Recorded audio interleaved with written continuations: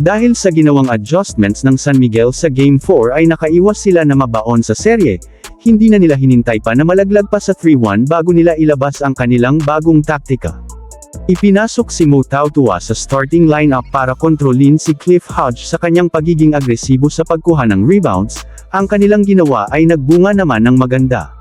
Dahil si Hodge ay halos hindi makakuha ng rebounds kapag siya ay nakaharang sa kanya, kahit na hindi siya nakakuha ng maraming rebounds ang kanyang pag-box out naman kay Hodge ay nakatulong ng malaki. Mabagal ang naging simula ni Hodge, 5 rebounds lang ang kanyang nakuha sa unang 3 quarter, hindi lang siya ang nakontrol ng SMB maging ang buong Meralco ay nalimitahan lang nila sa 12 offensive rebound. At iyon ang kanilang pinakamababa ngayong finals, sila ay nakascore lang din ng 17 second chance points.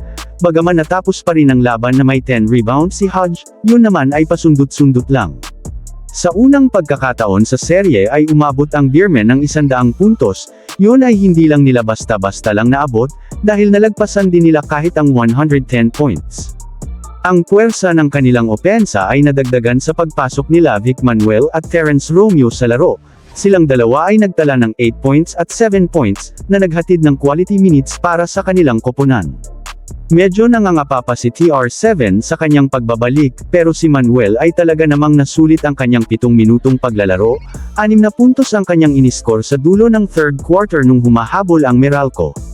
Nagawan din ng paraan ng San Miguel na mabawasan ang kanilang kamalian sa bawat play, kung sa unang 3 laro ay nag-a-average sila ng halos 15 turnover, sa Game 4 ay nakapagbigay lang sila ng 5. Si Fajardo na may 7 nung nakaraan ay wala kahit isang turnover sa Game 5, ang kanilang free throw shooting din ay napaganda nila sa kanilang huling panalo na kumonekta ng 30 out of 38.